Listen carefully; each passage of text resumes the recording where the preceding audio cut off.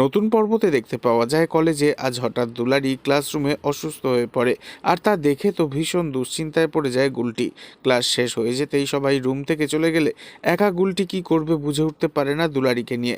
এরপর ঋদ্ধ স্যার দুলারিকে দেখতে পেয়ে জলের বোতল নিয়ে দুলারির চোখে মুখে জলের ছেটা দেয়। তবে দুলারির চোখ খুলতেই বলে, আমার শরীরটা যেন কেমন হচ্ছে। তখন গুলটি বলে, গ্যাস আবার মাথায় উঠে যায়নি তো? ঋদ্ধ স্যার বলে, হলেও হতে পারে।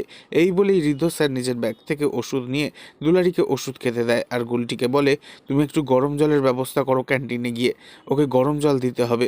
গুলটি গরম জল আনতে গেলে ঋদ্ধ স্যার দুলারির সেবা করতে থাকে। আর ঠিক সেই মুহূর্তে অনুষা সেখানে চলে আসে আর দেখে ঋদ্ধ স্যারের কোলে মাথা রেখে বেঞ্চে শুয়ে রয়েছে দুলারি।